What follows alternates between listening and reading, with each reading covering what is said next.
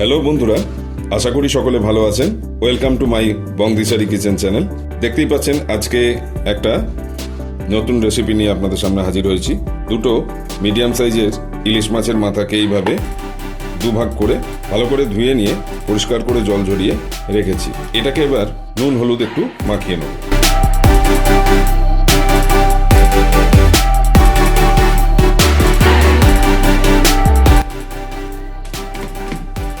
ভালো করে যাতে নুন হলুদটা ভেতরে ঢোকে সেই জন্য একটু হাতে করে ভেতর পর্যন্ত আস্তে আস্তে মাখিয়ে নিতে হবে। দেখুন বন্ধুরা, ভালোভাবে নুন আর হলুদটা মাখিয়ে নিয়েছি। চলুন দেখা যাক এরপরে কি করা হচ্ছে। তাহলে বন্ধুরা, এরপর আমি একটা কড়াই নিয়ে নিয়েছি। কড়াইটা গরম হচ্ছে, এর মধ্যে আমি দিয়ে দেবো সর্ষের তেল। এখানে আমি 1 টেবিল চামচ মতো সর্ষের তেল নিলাম।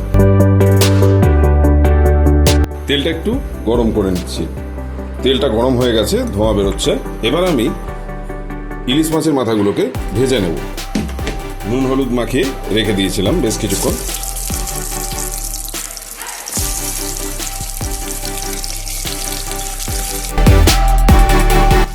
ইলিশ মাছ রান্না করার সময় অবশ্যই সর্ষের তেলে করবেন, কারণ সর্ষের তেলে না করলে ভালোভাবে স্বাদ আসে না। দেখুন বন্ধুরা, মাছের মাথাগুলো ভালো করে ভাজা হয়ে গেছে। এবার আমি তুলে নিচ্ছি একটা একটা করে। দেখুন বন্ধুরা, ইলিশ মাছের মাথাগুলো ভেজে তুলে নিলাম। তাহলে বন্ধুরা, মাছের মাথাটা ভেজে তুলে নেওয়ার পর এবার আমরা এর মধ্যে দিয়ে দেবো সামান্য কিছু ফোড়ন। প্রথমেই ফোড়নে দিচ্ছি 1 চিমটে মতো কালো জিরে, সঙ্গে দিয়ে দিচ্ছি একটা তেজপাতা আর একটা শুকনো লঙ্কা। মাছের মাথা ভাজা ওই একই তেলের মধ্যেই রান্নাটা হচ্ছে। আমি সামান্য তেলটা কমিয়ে নিয়েছি। মাছটা ভাজার সময় তেলটা একটু বেশি লেগেছিল। ফোড়নটাকে একটু নেড়েচেড়ে নিয়ে এর মধ্যে দিয়ে দিচ্ছি গ্রেট করে রাখা আদা। আমি এখানে 1/2 ইঞ্চি আদা ব্যবহার করেছি। আদাটাকে সামান্য একটু নাড়াচাড়া করে নেবো, যতক্ষণ না কাঁচা গন্ধটা যাচ্ছে ততক্ষণ। এই রান্নাটা অবশ্যই বাড়িতে একবার এইভাবে করে দেখবেন, অসাধারণ লাগে খেতে। আদাটা ভাজা হয়ে গেছে এবং গন্ধটাও চলে গেছে। এর মধ্যে আমি দিয়ে দিচ্ছি একটা ছোট সাইজের আলুকে আমি এইভাবে লম্বা লম্বা করে কেটে রেখেছিলাম, সেটা।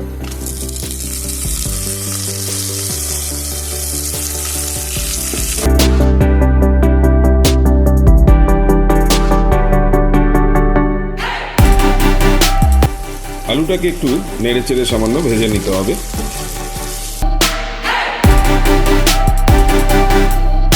দেখুন বন্ধুরা, এখানে একটা ফ্রাই প্যান নিয়ে নিয়েছি। ফ্রাই প্যানে সামান্য একটু তেল নিচ্ছি, অবশ্যই সর্ষের তেল। সর্ষের তেলটাকে একটু গরম করে নিচ্ছি। একদম হালকা আঁচে আমি এখানে 5-6টা বড়ি ভেজে নেব। দেখুন বন্ধুরা, বড়িটা ভাজা হয়ে গেছে, লালচে করে কালার চলে এসছে। এবার আমি বড়িটাকে তুলে নিচ্ছি। দেখুন, তুলে নিলাম।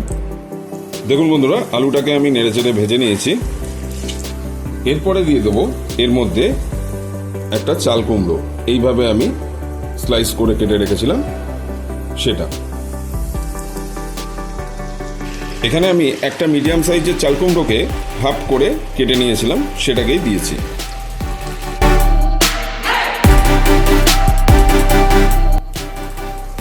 চাল কুমড়োটা দেওয়ার পর এর মধ্যে আমি দিয়ে দেবো পরিমাণ মতো নুন এবং পরিমাণ মতো হলুদ।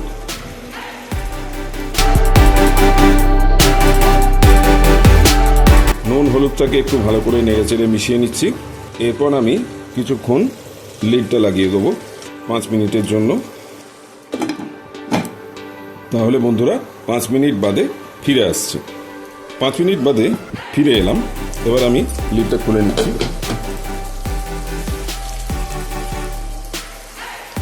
চাল কুমড়ো থেকে অনেকটাই জল বেরিয়েছে। আমি এর মধ্যে খুব সামান্য একটু জিরে গুঁড়ো দিচ্ছি।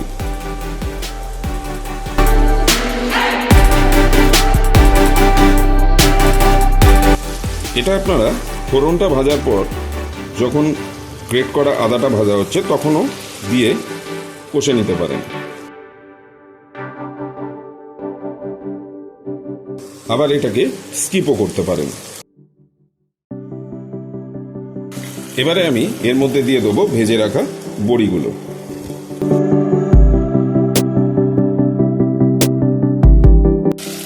আর সবশেষে দিয়ে দিচ্ছি ভেজে রাখা মাছের মাথাগুলো।